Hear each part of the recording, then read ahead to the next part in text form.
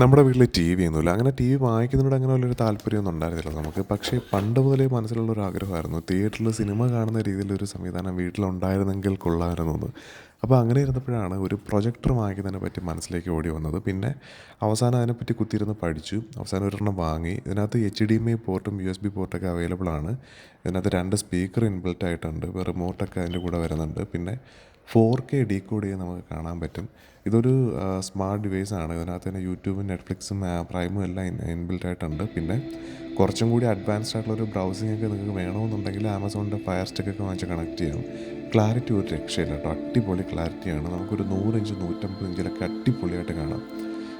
156 പൗണ്ടോളാണ് ഇതിന് വില വന്നത്. ആമസോൺ UK എന്നാണ് ഞാനിത് വാങ്ങിയത്. നമ്മൾ വാങ്ങിക്കുമ്പോൾ പ്രത്യേകം ശ്രദ്ധിക്കേണ്ട കാര്യം മിനിമം ഒരു 1000 NC ലുമനെങ്കിലും ബ്രൈറ്റ്നസ് ഉണ്ടായിരിക്കണം. എങ്കിൽ മാത്രമേ ഡെയിലി കൃത്യമായിട്ട് കാണാൻ പറ്റുള്ളൂ. പിന്നെ ഇതിന് വാറൻറ്റിയും കൂടെ ഉണ്ടോ എന്ന് ശ്രദ്ധിച്ച് വാങ്ങിക്കണം.